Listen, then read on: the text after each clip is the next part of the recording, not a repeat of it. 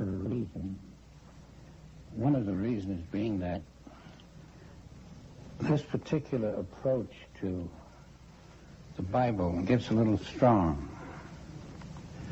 And if you're deeply rooted in the church, you may resent it because I'm going to get stronger. And it has to be explained very carefully. What amazes me is that the public who really is aware of a certain element of truth tolerates things that are not acceptable if they stop and think.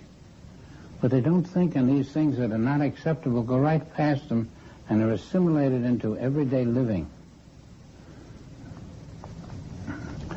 I've been rather strong about wanting to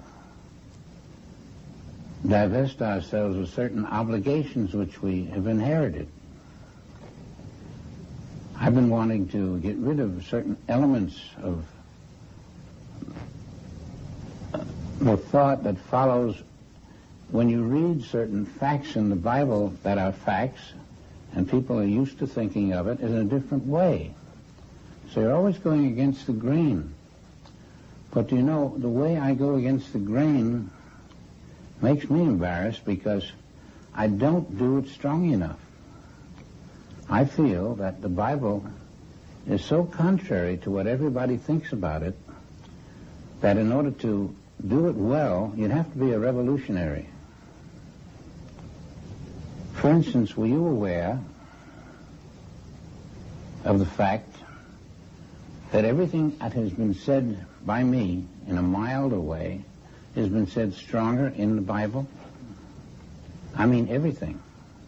Not one word that I have said isn't in the Bible in a stronger way. Everything that we are doing is trying to catch up and alert people that the Bible is fooling them. They are reading it one way, and the church is letting them read it one way because they want to fool the public. But when you read it the way it should be read, you can see that this is a very serious matter because there are many millions of people who live by the Bible. And when you have the wrong truth, when you have the untruth, and you live by the untruth, thinking you're living by the truth, the world goes astray.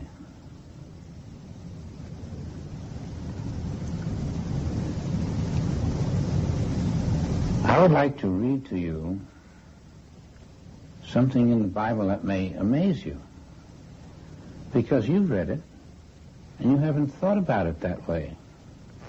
But when you think about it this way, you'll agree, I should have been thinking about it this way. And if you were a very serious church member, you'd hide your head in shame. We'll start with chapter 18 of Revelation. John wrote a gospel, and it didn't get anybody mad. It was a nice, genteel gospel. He said things, though, that were a little strong, perhaps. Didn't get anybody mad. It was taken right into the Bible as one of the Gospels. John wrote something else. In the Bible, he says it one way. In the Revelation, it's a completely different story about the same thing. The identical subject matter, but a completely different story. And this one is concealed. This is said that Jesus Christ spoke the revelation, and he translated it, heard it, translated it. That's true. When Jesus Christ had passed from this earth, he felt an obligation to say to the world, whoa, listen, There's nothing that you're doing that is fitting what the truth is. So I'm going to tell it to you. And I'm going to put it in figurative language, in the type of language that won't make immediate progress with you. You'll all say one thing and all say another. And it's really esoteric language. It's kind of language that makes you think and decide what is being said. But what I'm saying, down to earth, is that you have been led by a lie. You have been led by a blasphemy about God. And I've got to get this into the Bible, past the churches who have led you by this lie. Now that's quite a feat. So he tells you a different story than you're listening to. But I'm sure you'll see as I read it to you what it means. We've said so far that the world was not made by God. You don't find that statement directly in the Bible, but you know it's true. John and Jesus say something about it which you never dreamed of, which you never dreamed they said. You find it at the beginning of chapter 18. It just makes you wince when you think that they have told us the truth 2,000 years ago. You couldn't get it.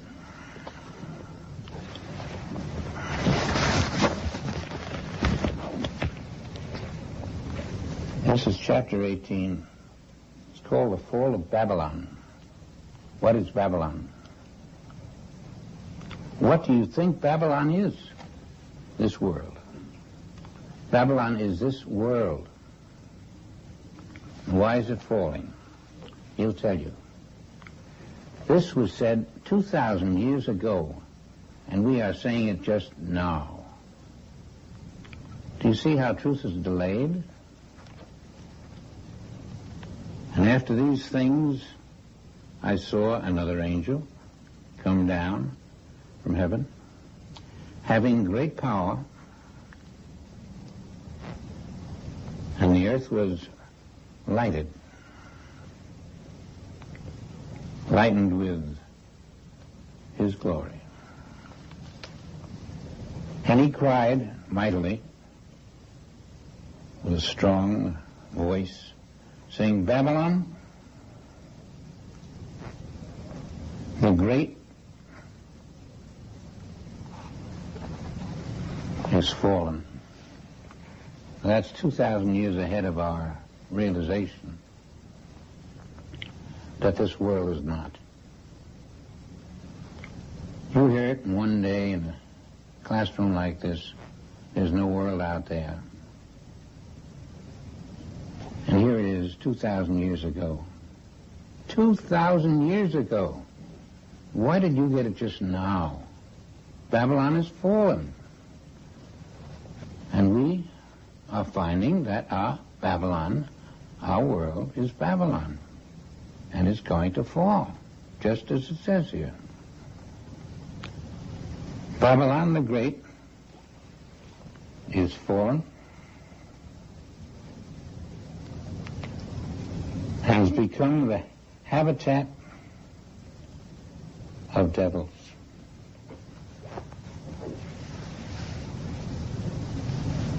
Do you realize that our present civilization is being described?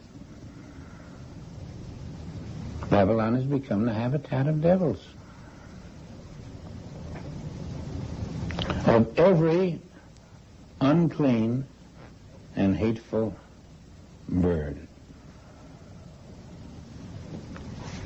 We're being told something we wouldn't like to hear in plain language by someone who said it years ago, and we can palm it off as just something we heard. It was in a book said about the society of Babylon, which to us was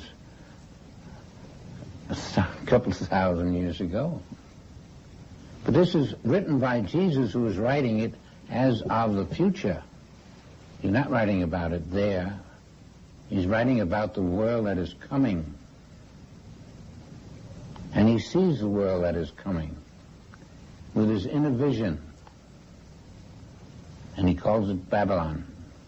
He could have said, the world in 1993 is fallen.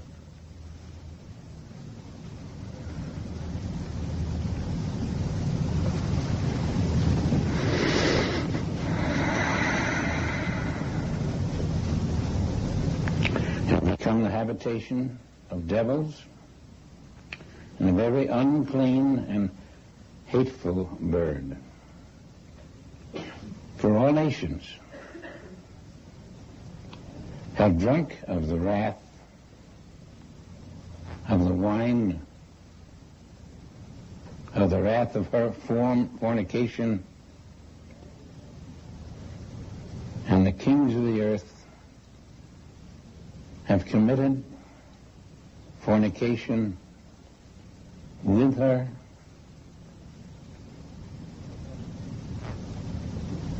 and the merchants of the earth are waxed rich through the abundance of her delicacies. What's different about our society?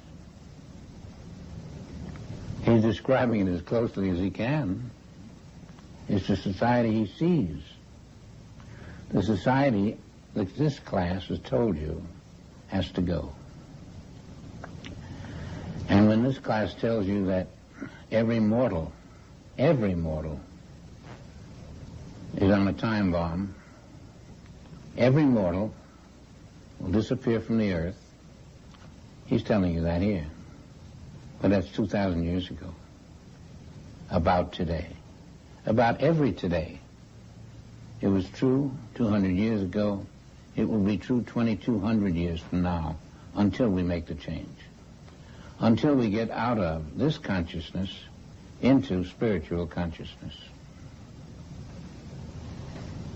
I don't know if I'm trying to justify myself or not, but it says that. I'm trying to interpret it to what is being said, and what I see is he is describing our civilization today.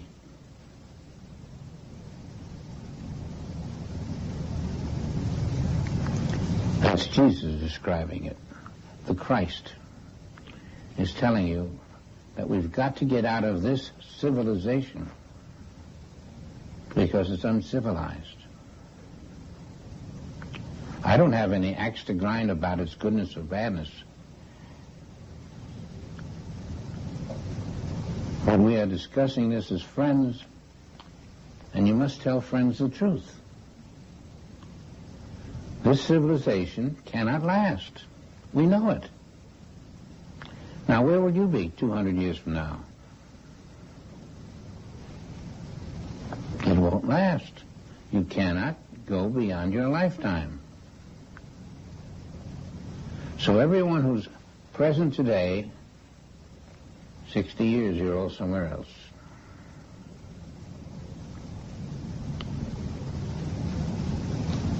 It might be very forbidding to know this.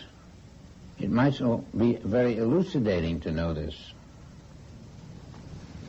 You can say to yourself, well, what can I do about it? Am I going to take this lying down? Whether I like it or not, in 60 years, I won't be here. I hadn't thought of that. Not only I won't, nobody will. There'll be a whole new crop of innocent, starry-eyed people, not knowing that they have a time limit. And if you listen carefully to the words used in the Bible now, you'll find that each little section somehow gets that across, and we let it go. We let it go because we don't know what to do about it. If we knew what to do about it, we might stop and say, Now, is he trying to tell me something in that Bible? We don't know what to do about it. It's going to happen anyway. We might as well just let the words go. It's as if we have no capacity to do something about what will happen. I don't control time. I don't control the stars. I don't control life and death. That's our attitude.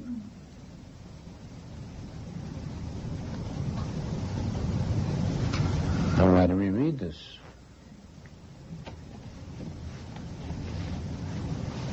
There's something to be gleaned from it. If your perceptions are keen, if you're aware that this man is telling something to the world after he had been crucified and shown that he is not crucified, he issues the revelation saying, see, I was not crucified, and I want to tell you about this world that I was in. What a world. Everybody dies. It's talked about life everlasting, but everybody dies. Don't you see you're in an imitation world? A total imitation. And the Bible wants to get this to you, but you have to be alert to catch it.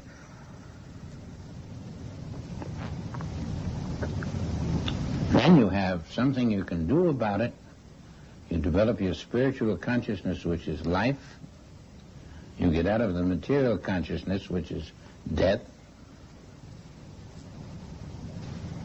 It's a lot of effort. But the only way to live is to have that eye active. And that's why I'm reading this to you. It seems like, where do you come off telling us all these things? I'm not telling you anything. I'm reporting. It's all here, every word of it. And I'm reporting what it says, and it says that if we stand and watch the world go by, it will bury us. Whether we win a war or lose a war. Whether we beat cancer or don't beat cancer. Whether our child grows up or whether our child dies at birth. We're living in an imitation universe which is not the universe of the Father. There is no one in this universe at the present moment, maybe 1 or 2 or 6, but no one was going to come out of it alive.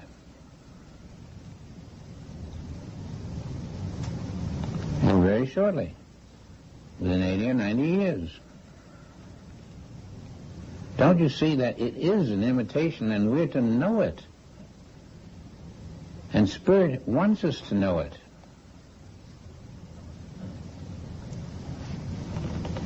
Spirit has got the message to us in spite of those who in the 16th and 17th century were telling astronomy. What do you come off with? Those little instruments, what do they got to do with anything? You can't deny the Bible with those instruments. They weren't denying the Bible. They were telling the truth. The Bible, as it was written, was denying them. But religion was upholding the past for its own self-interest. You see that? Its own self-interest. They were keeping alive with the donations of the world. They couldn't hear anything that didn't support that interest.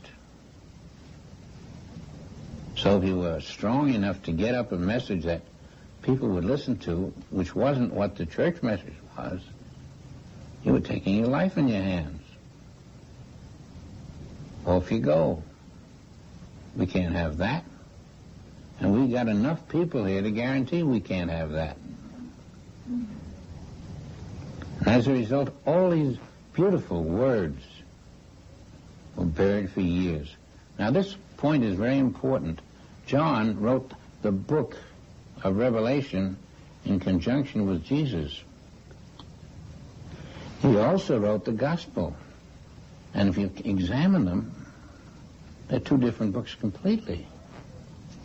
In the Gospel, he uses such nice language, sweet language, good language, uplifting language. And here he calls a spade a spade. It's two men who are different people writing these two Gospels. One writing the Gospel and one writing Revelation. But they were both John. In this one, in Revelation, you see the facts of life, and they are hidden under a glass. You've got to lift it up and look in.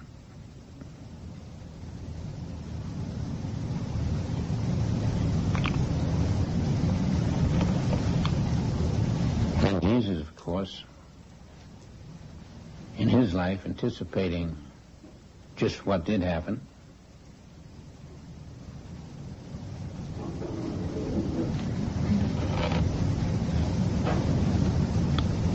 said that we were looking out at the world through a glass darkly. That glass darkly was what we are still looking through today. We're willing to overlook the bad spots, just look at the nice spots. I'm glad, though, there are some people who are determined to turn it around.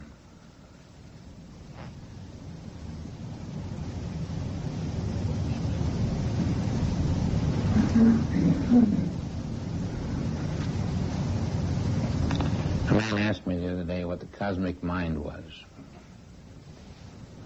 I'm going to tell him.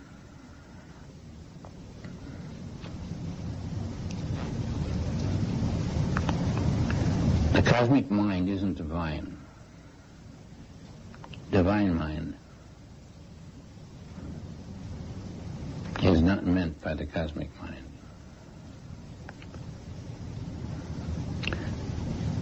You may not know it, but in the cosmic mind, you're worshiping the group thought. The group thought of mortality. The mortal thought about reality. Grouped together from all the brilliant mortal minds that exist. It's called cosmic thought.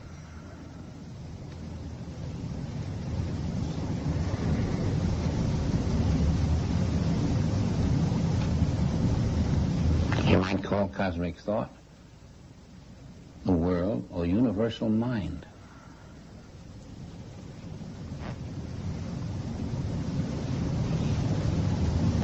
So while it travels under a very auspicious name, all it is that which tells us about the world and about what's in the world hidden from view.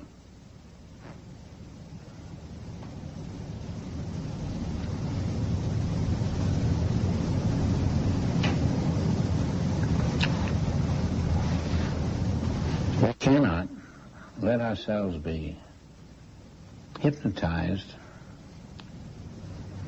by important phrases so that we think when we are working for the world mind, the cosmic mind, that we are doing something wonderful.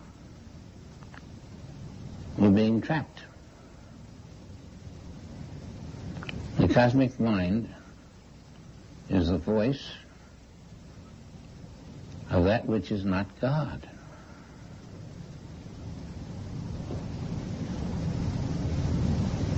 The cosmic mind is what puts an arm in your shoulder. It's what makes you walk.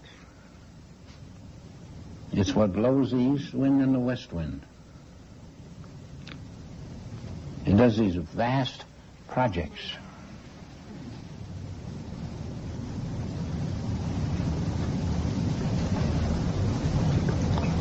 more you learn of truth, the more you learn that what's not true in one small area is not true about the big area.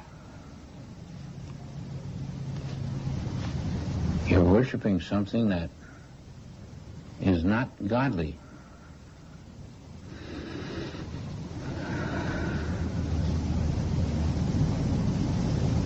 It's easy to be fooled by words.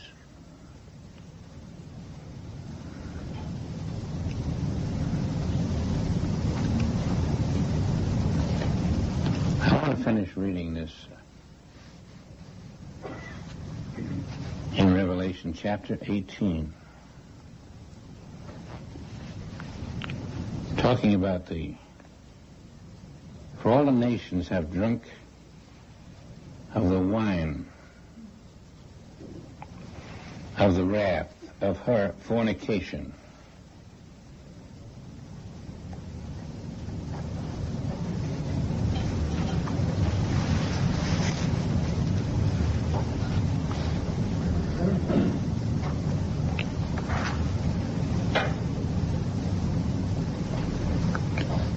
And the merchants of the earth are waxed rich, although the abundance of her delicacies.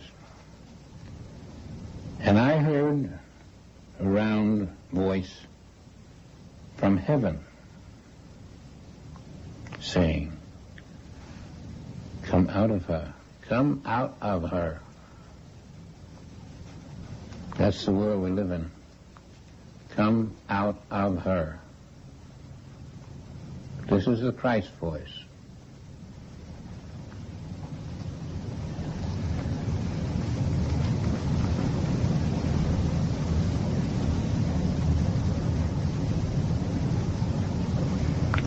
That you be not deceived by her plagues.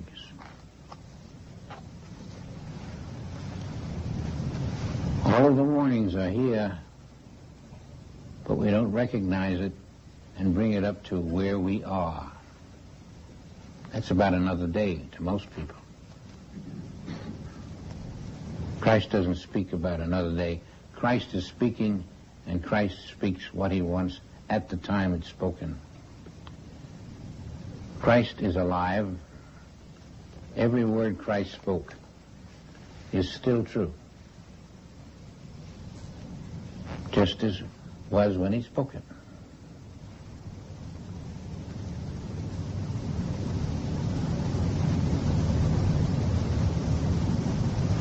I heard another voice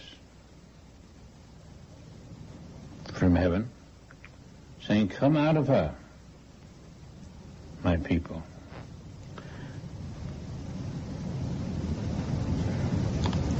That ye be not partakers of her sins,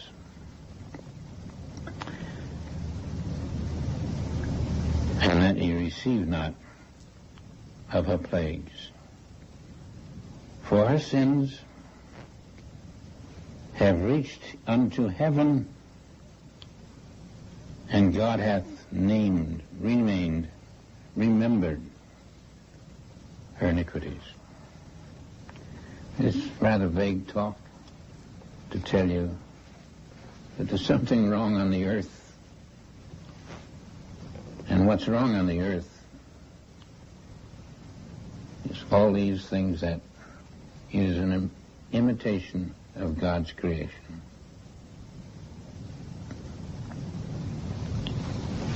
Everywhere you go in the chapters in Revelation, it tells you more and more and more and more about the world you're living in. I think there was another. And after these things, I heard a great hallelujah, salvation, and glory, and honor, and power unto the Lord our God. For the true and righteous are his judgments. Now he's discussing the difference between what the world thinks and what the truth is. For he hath judged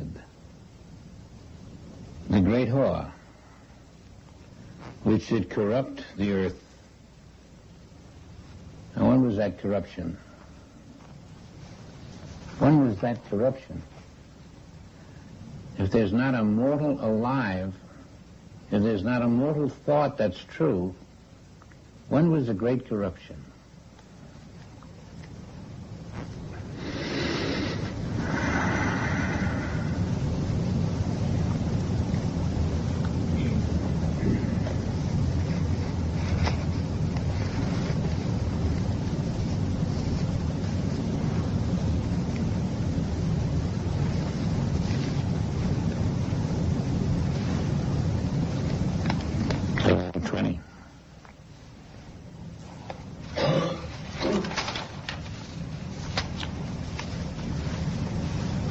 About all the corruption on the earth.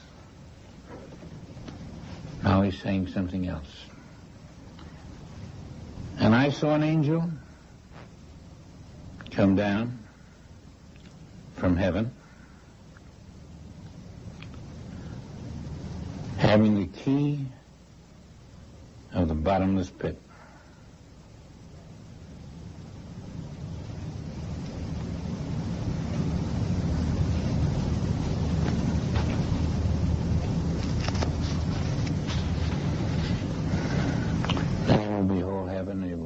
Behold, a new heaven and a new earth. Why has there to be a new heaven and a new earth? Can you change heaven? How do you do it? The new heaven is heaven as it always has been. The heaven he thought was the old heaven is heaven as it was described by man.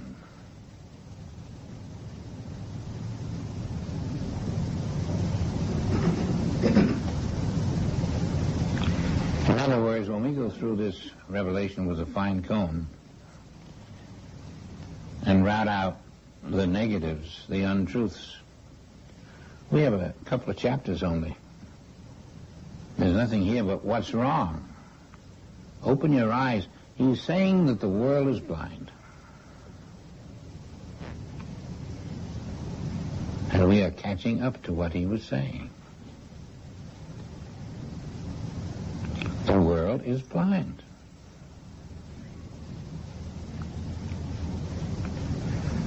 What is in a vision? A way of getting out of that blindness. A way of looking at the invisible and discovering what is, instead of looking at the visible and discovering what is not.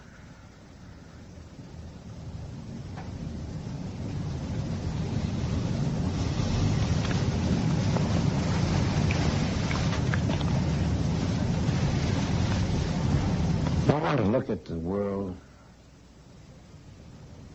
and see what's behind the world, how the world got there.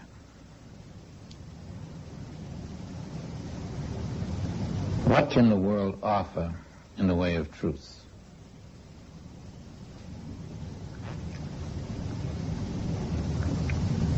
The answer is very little. You might say nothing, and it would be true. The world offers the opinions of men.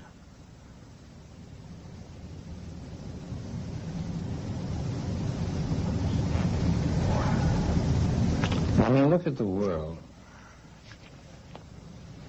it is very difficult to decide how we could have been deceived by its presence. The sun comes up in the morning and we get up with it. Goes down, we go to bed later after the sun. What makes that sun come up and down? Is that sun in heaven?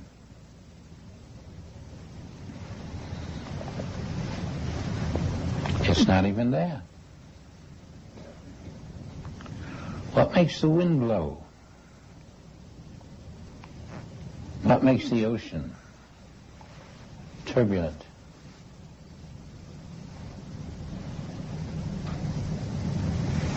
Not God. God didn't create waves. God didn't create water to drown people. We look at the world and we see that all of it is our supposition about something else that we cannot see. We assume.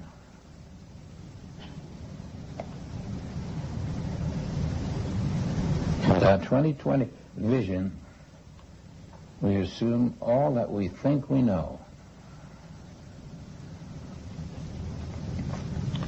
And then our 2020 vision tells us that our sun is dead. Our 2020 vision tells us many things, and we do not stop to think this is a supposition. The truth is not what we are seeing.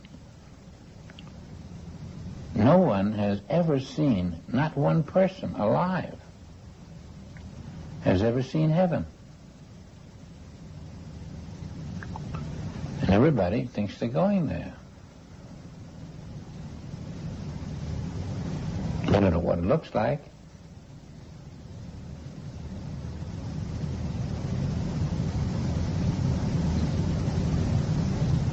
It's just out of sight. Somewhere out of sight. You see what religion gets away with? What a momentous thing to have the world in a state of fear and anxiety. Sometimes in a state of peace. But that's only a temporary peace.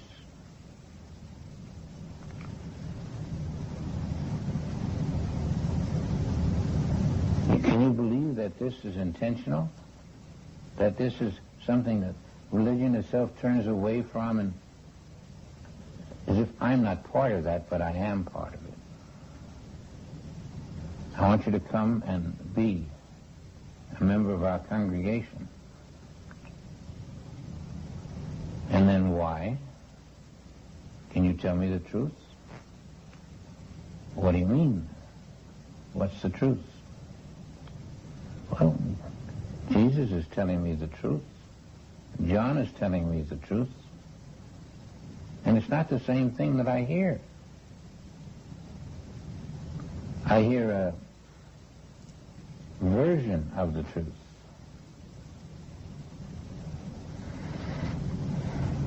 Meanwhile, my family is a little older, a little grayer, a little closer to a certain point that they would not like to be. And I've got to pay on these plots of ground. And then the church is going to help me pray for that. What's that going to do? You still have the plots of ground. Then you dump somebody in them.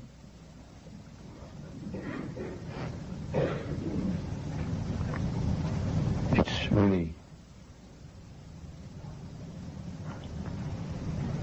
really an acceptance of something we'd rather forget. Just accept it and pretend that it's that way. But it isn't that way. It's a make-believe world.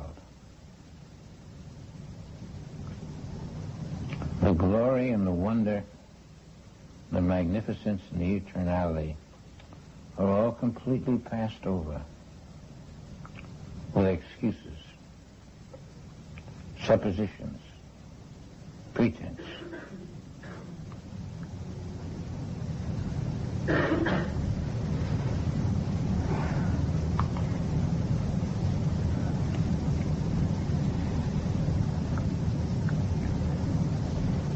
So when we take this world and look at it something that we're going to walk through, something we're going to discard like a cloak,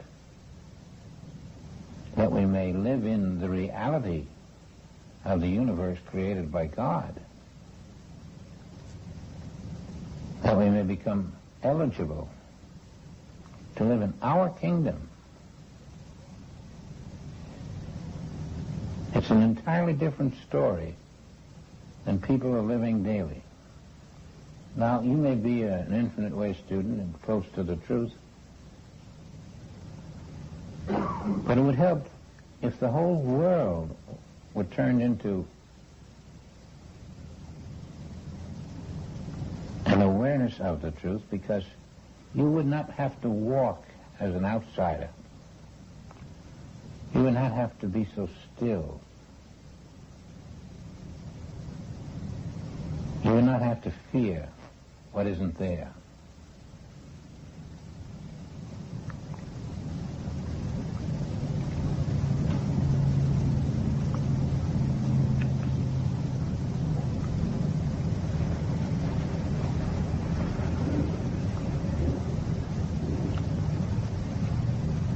A case of an infant who grows up, one in the world and one in an awareness of the truth.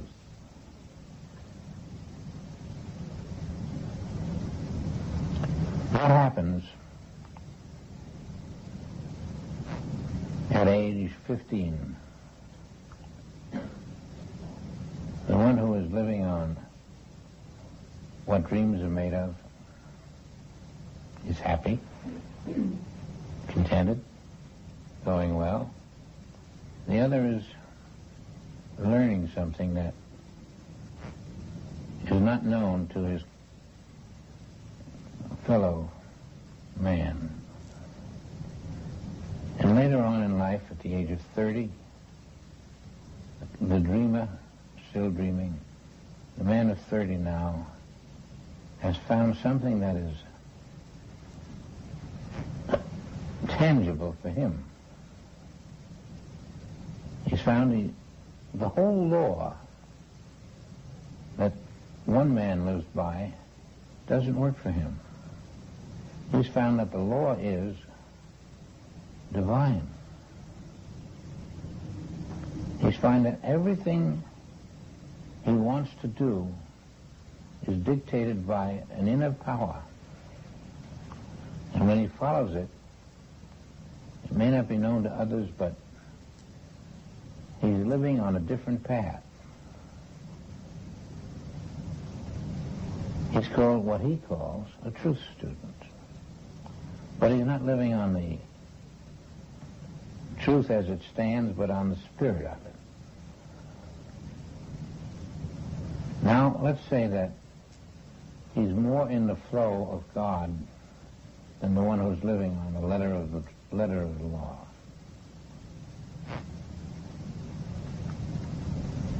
And when he reaches 40 and 50 and has children of his own and is able to deepen, verify certain things,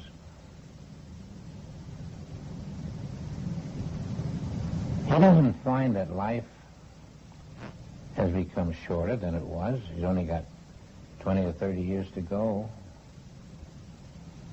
Oh no, he's 50, but he doesn't have 20 or 30 years to go.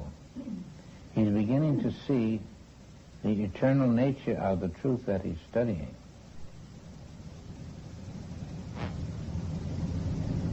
He already has passed the point of accepting the mortal picture.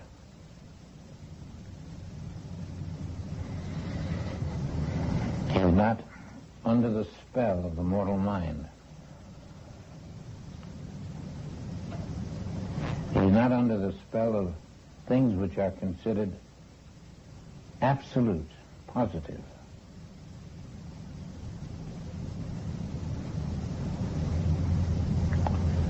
This person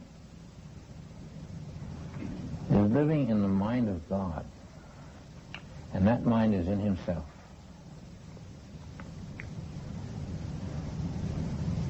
And he is able to take all that comes to him, sift it out easily, and to know what must be done. Each thing he does then is now become a divine activity. The other fellow is not aware of that. He's working by the laws of chance. You see then, as we divide the world into two camps, the ones who are living by the Word of God and the ones who are living by the authority of the human mind are divided. One is going to pass away, and one is going to be led into the divine kingdom. Now, we here today are those who are being led into the divine kingdom. I don't think I have to say it. I think we know it. When we read the Bible and the errors and the beliefs just stick right out so we can almost pull them as off a tree, that's not for us. We're not about to fool ourselves. We want the truth because the truth is what God put here for us to live by.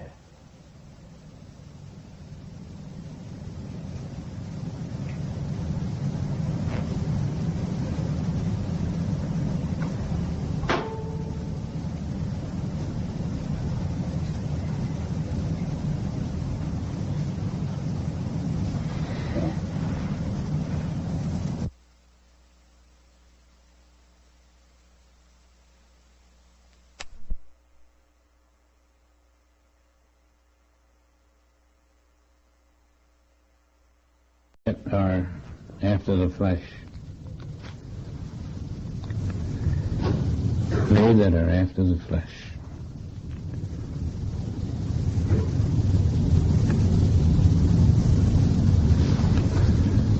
They are not the things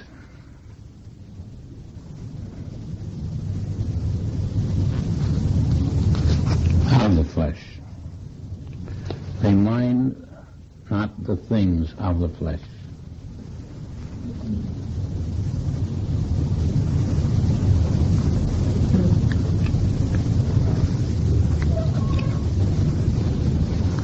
They that have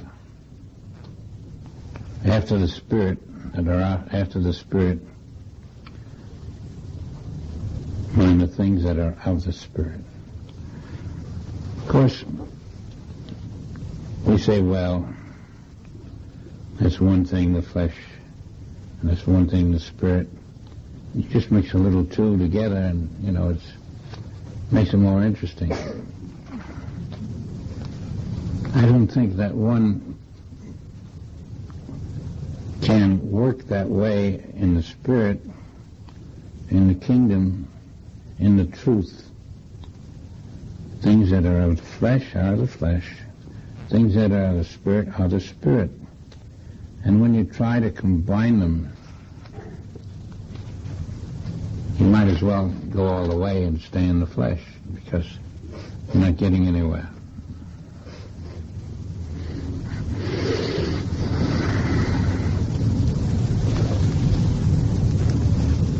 Be carnal-minded.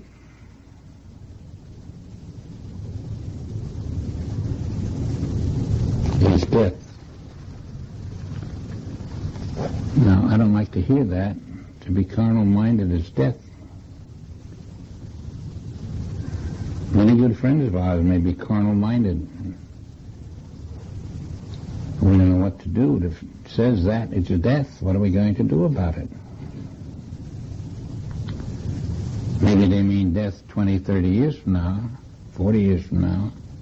To be carnal-minded is death. I'm afraid that covers most of the people we know.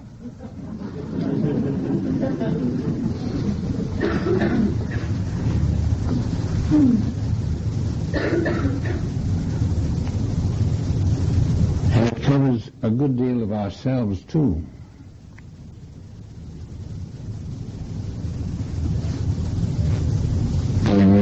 very simple. Now, what are we doing about it? Am I still living in a carnal mind? It doesn't have a bad intention to say one lives in a carnal mind. When you get into a taxi cab, you're living in a carnal mind. Everything that sees the world as matter is the carnal mind.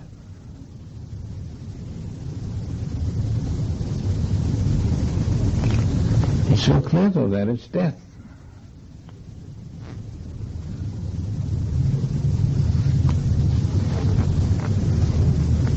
To be spiritually minded is the opposite.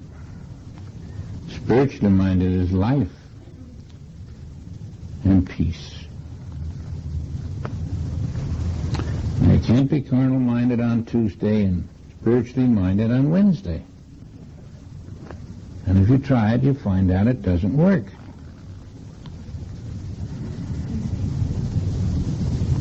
That's a horrible thought for some of us.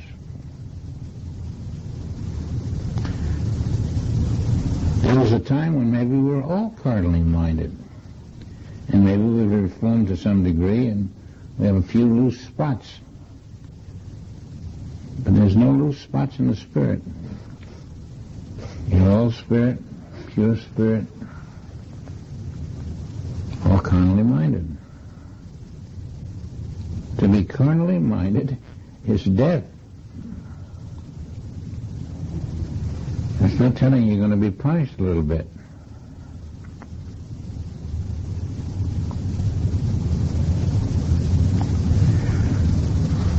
Now, I venture to say that from the standpoint of what carnally minded means, there are at least 9/10 of the population who are carnally minded. And that's just another way of telling them that they too are going to experience death. They may go to church and ain't going to change their carnal mind. Suppose we say mortal mind, then you won't have the impression that it's referring to something immoral. Mortal mind. To be mortally minded is death. Now you're thinking just good human thoughts, and you still die. And we believe this. It says so. It's written by Paul, it's written by John, it's written by people not only of integrity, of spiritual awareness. And then the integrity follows. And they tell us that if we live with a mortal mind, we die. Thank heaven we know what a mortal mind is. But by the same token, if we live with a not mortal mind, a spiritual mind, there wouldn't be any point if we still died, would there? So he's saying there are two minds, the carnal mind and the spiritual mind. If you live with a carnal mind, you die. And if you live with a spiritual mind, you live.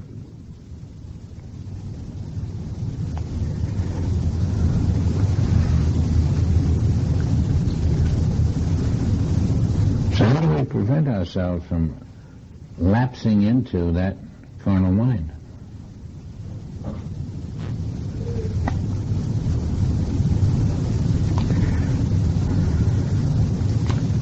Certainly not by believing the things the carnal mind has told us of the last 2,000 years.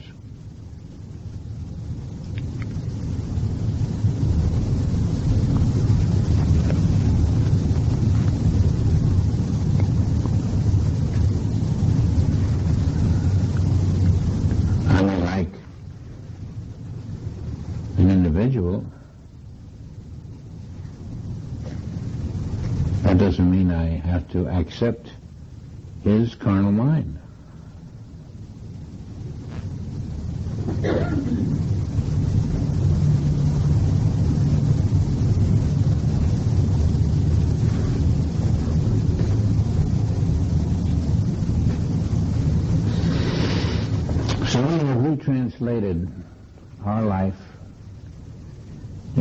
10 commandments, we have 10 spiritual commandments. Whatever we have has been translated into spirit.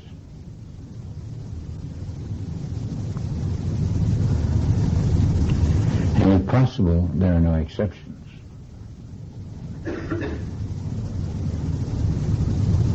We can't find an exception that pleases us and then go back to the idea that I'm living in the spiritual mind.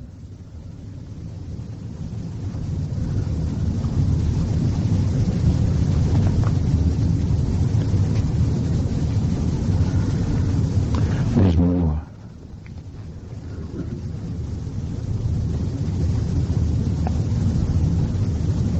Because the carnal mind is enmity against God. I hadn't thought of that. I didn't mean to be an enemy of God. When I committed this carnal act, I became one.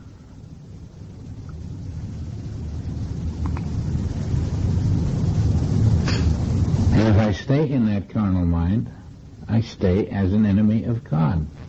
Now, what is the translation?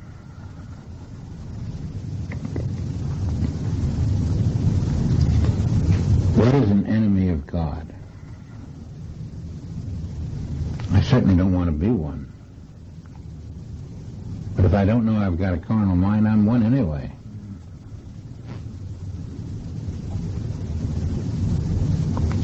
There must be two ways of looking at things. You look at them as people do.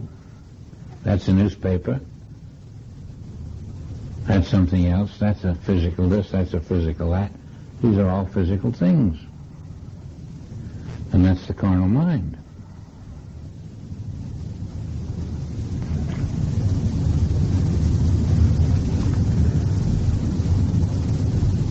If I can translate what I see,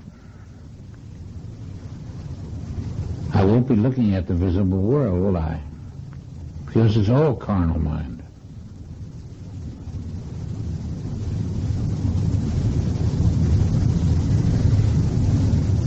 But I can't go around looking at it as if it were invisible. Yet the Bible tells me, have you that mind that was in Christ?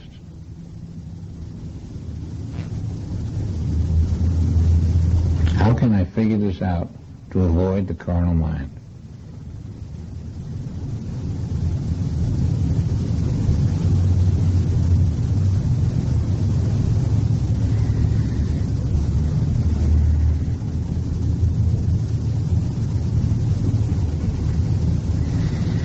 What about a horse?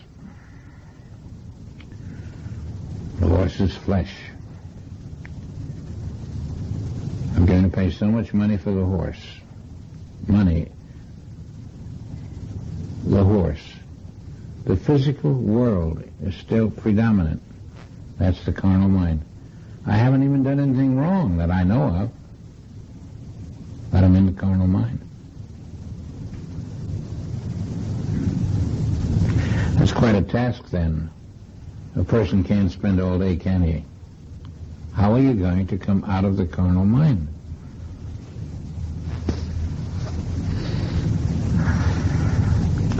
And yet, we want to be Christ followers. What can we do?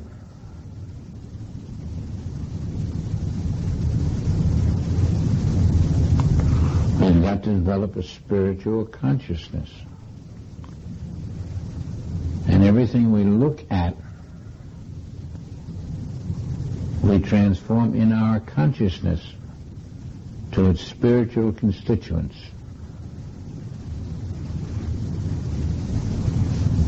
We don't pretend that it's spirit when I'm looking at matter. We say that what I'm looking at is not there.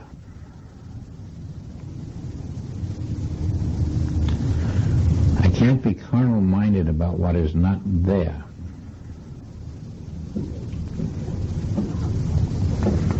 make the world disappear.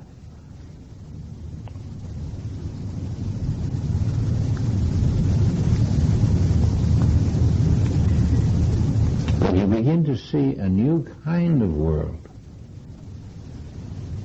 A world that is very different than your eyes have told you.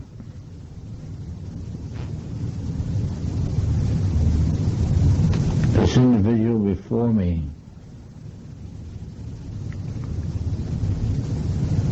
is a physical human being that I see.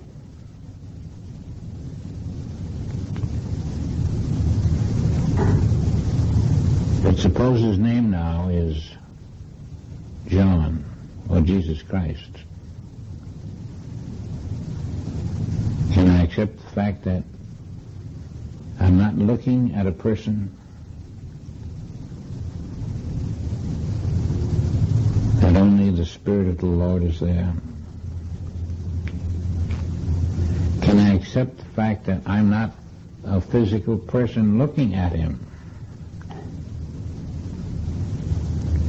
but the Spirit of the Lord is here?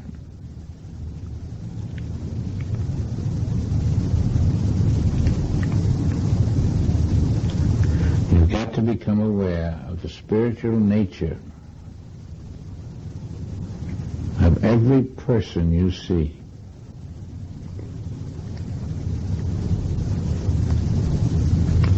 And you won't do this unless you take these words to heart. The carnal mind is enmity against God. To be carnally minded is death. Why does everybody die? Because they're still carnally minded. That's why.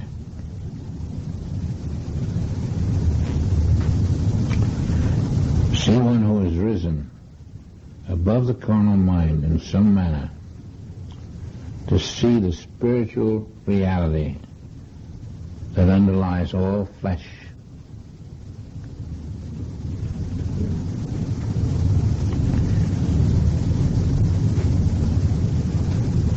You'll find that he is obeying the Bible. He is taking the advice of the man who said this.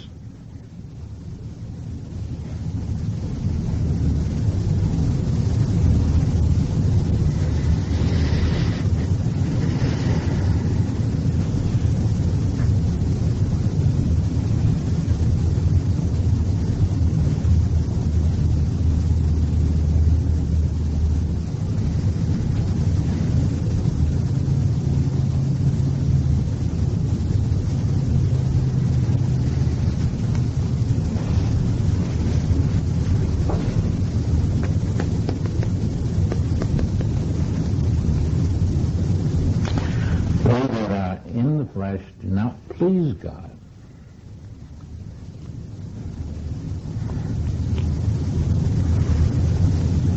It will occur to you that being in the flesh will be unpleasant to God. And many people are in the flesh and therefore do not please God.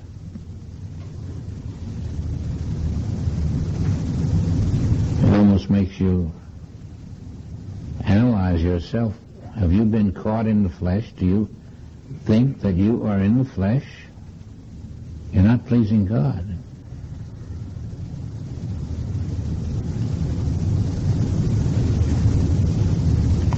That's a very difficult statement.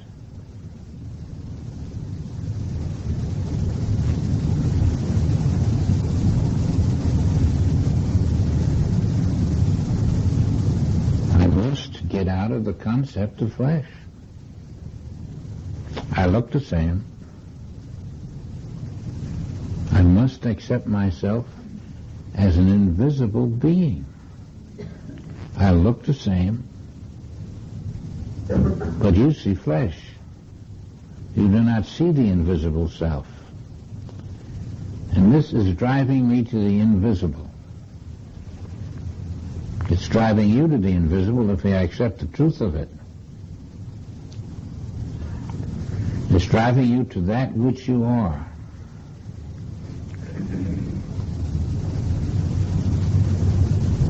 Everyone who accepted this statement would say, if that is the truth, I have no choice but to accept myself as spirit instead of flesh. Spirit is invisible. I am an invisible being, and I'm not being funny. There's no other way. But that's why we're talking about the world that is changing. You can't go on in the world as flesh. The only way to change is to be the Spirit of God. The only way to be the Spirit of God is to be invisible. When you're visible, you sign your death warrant. You'll come through any time.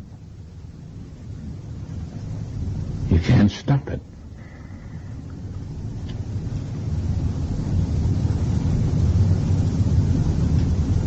Christ was never visible.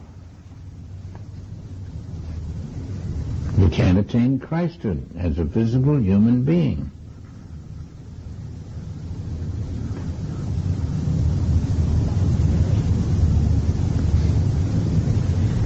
You can continue to appear visibly, but your consciousness must make the adjustment and know that your invisibility is your reality.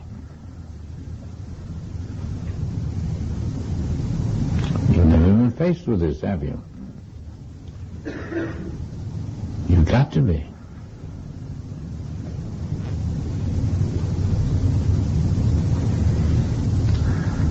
No one has actually seen the invisible you, have they? And yet all you are is an invisible being, so no one has ever seen you.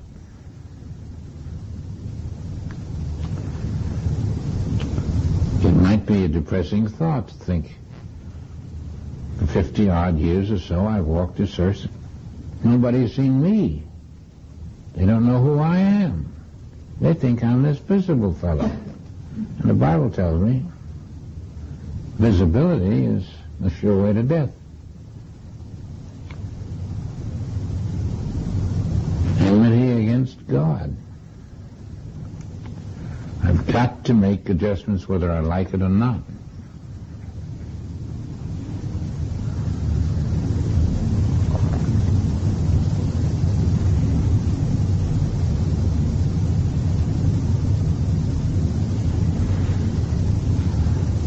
We're really being forced into a different state of mind than we have lived in.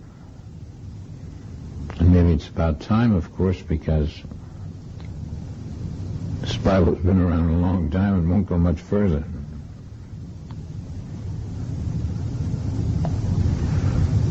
That's why I stressed 2,000 years ago we were told the truth of ourselves. And time might be running out.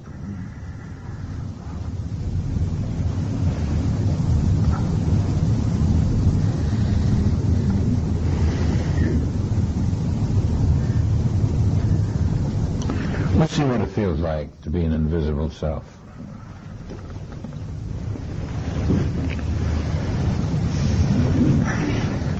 You're going to see me, and I'm going to see you. And I'm aware that you're an invisible self, and I hope you're aware that I am. Now, the invisible self is the reality of us. The visible self goes around and does things. Now, allegedly, it does what the mortal mind wants it to do. But if the invisible self is where you're living, the invisible self will tell this visible flesh where to go and what to do.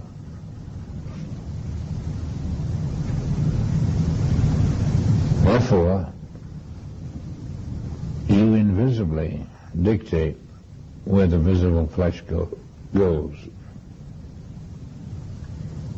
It's very different than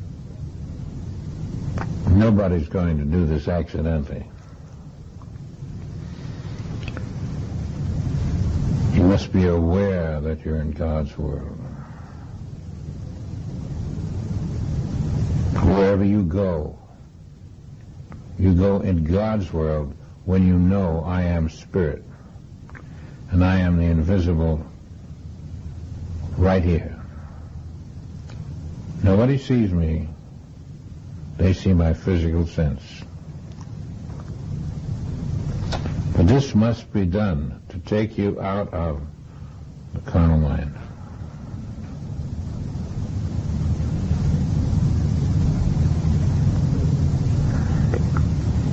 Until you find that living that way is an automatic thing without taking thought. You must live in your invisible self to be spirit. And when you live in your physical self,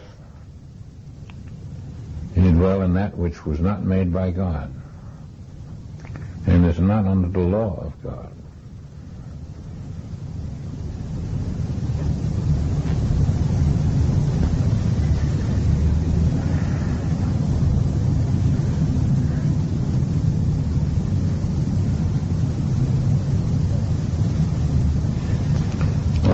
Mandate very clearly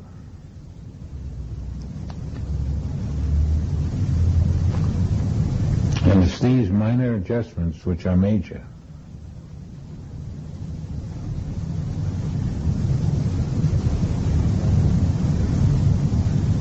This passage was in Romans.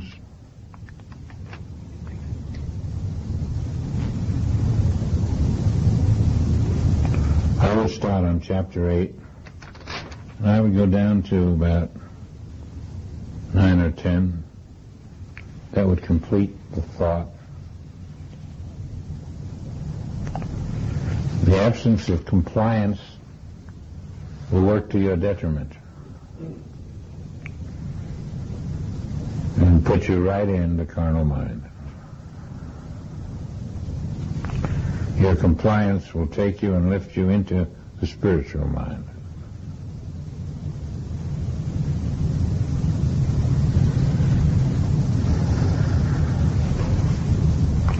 Each little time you obey Scripture, it takes you that much closer to your fulfillment as a child of God.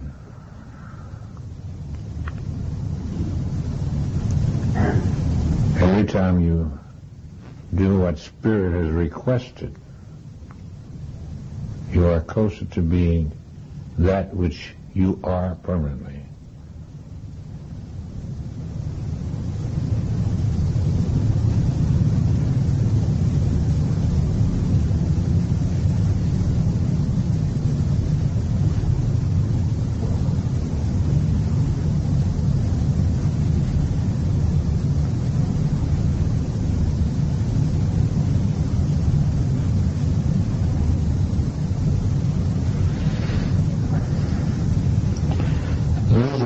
Who have determined to live spiritually take advantage of every suggestion that tells us how to do it. It may seem small at first, but every suggestion that tells us how to live in the Spirit and how we forget can be pursued to its ultimate conclusion, so that when one refers to you, whether we know it or not, we are referring to the spiritual child of God.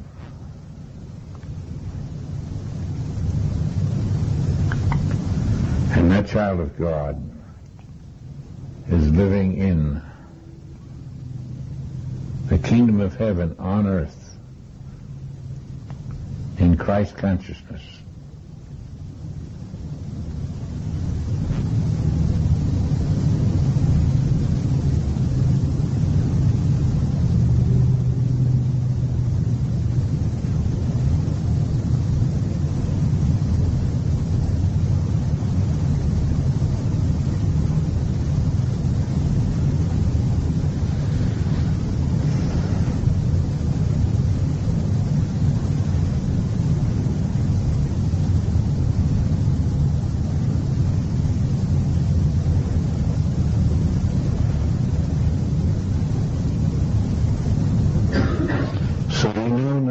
determines whether you are one thing or another.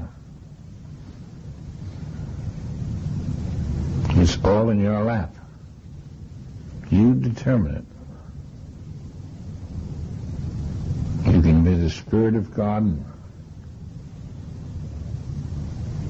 or you can be the Spirit of God acting like a human being. You determine it. You determine it fully.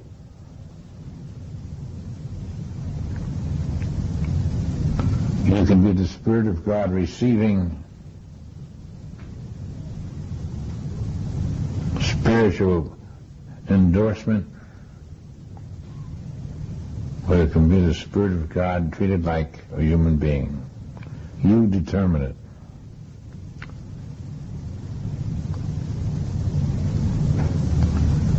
Every degree of spirit that you accept rewards you.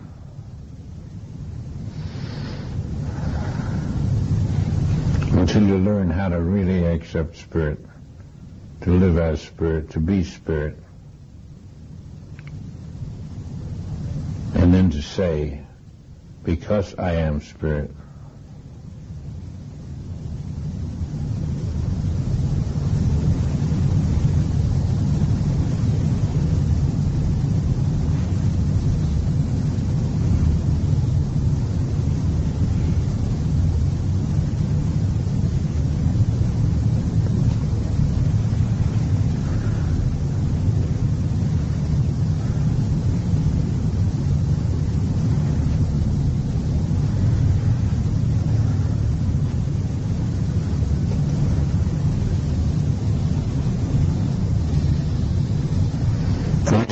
meditation now. I am the Spirit of God forever.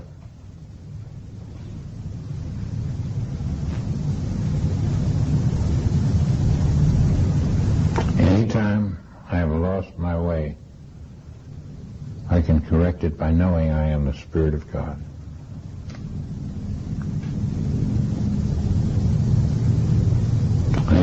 Lose my way if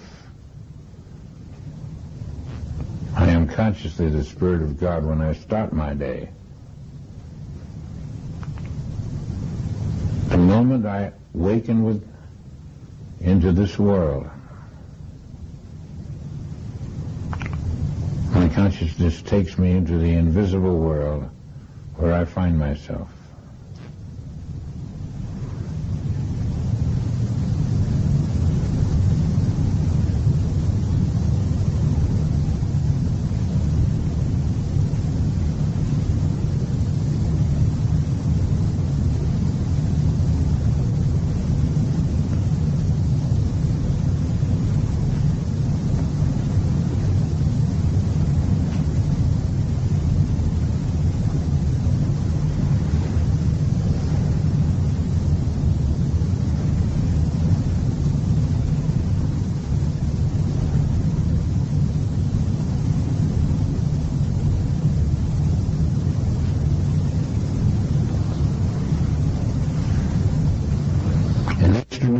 Has been added. An invisible dimension. You're in it consciously every minute of the day.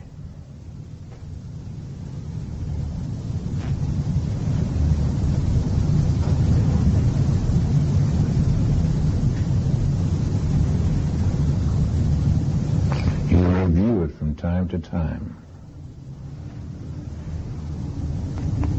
You check yourself on that review and you practice it until it's bone of your bone, until the bones disappear.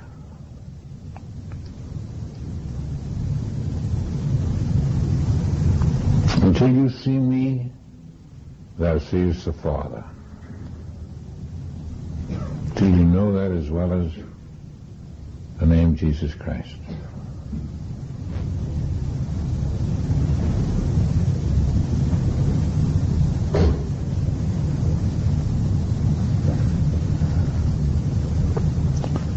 Brings us to, I think, the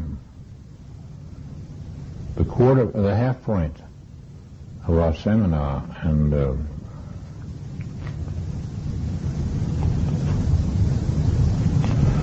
I hope by the time we have come to some form of awareness that the seminar is near its close, that we can be in agreement that everyone here is I. Everyone lives in the Spirit of God. Everyone here knows that they are the Spirit of God. And then we can individually go from there into various places in consciousness which give life and form and activity that is borrowed from the living Spirit in us, which is all connected in oneness with God.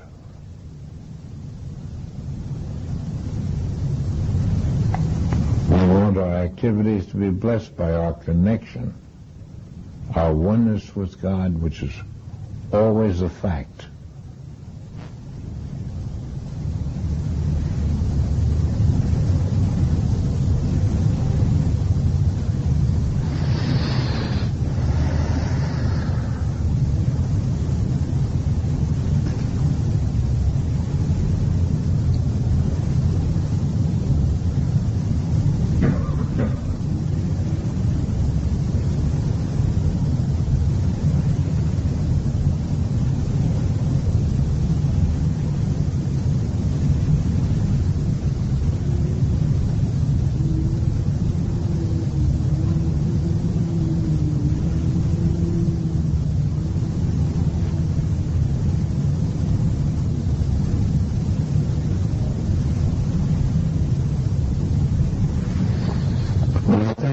Thank you very much. I'm looking forward to tonight when we come on a new tangent, something which will take us into another level of ourselves. And we'll put it all together before it's over. Thank you very much. Thank you.